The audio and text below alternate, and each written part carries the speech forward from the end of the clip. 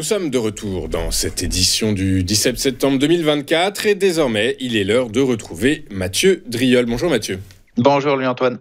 Bonjour, on ne se quitte plus Mathieu, c'est un plaisir de vous retrouver quasiment tous les 2 jours. Mathieu Driol, vous êtes analyste senior chez Day by Day, avec nous pour nous proposer des scénarios d'investissement. Aujourd'hui, on va commencer avec le titre de Carrefour. Le titre de Carrefour qui semble plutôt orienté, qui même, c'est pas plutôt, est très clairement orienté à la hausse. Ceci étant, les analystes financiers revoient petit à petit leur baisse de résultats pour 2024. Du coup, où on se situe ? Alors Carrefour, c'est pas un titre aisé à analyser en fait depuis début 2024, même fin 2023.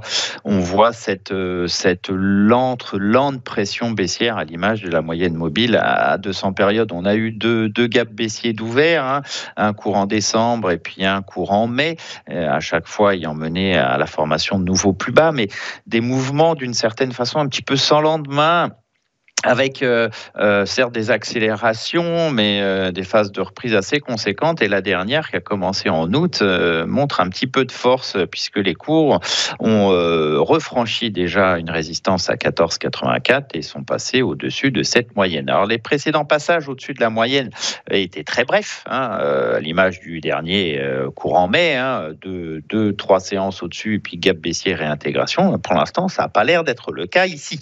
Et surtout, on a franchi un sommet de façon assez nette, 14,84.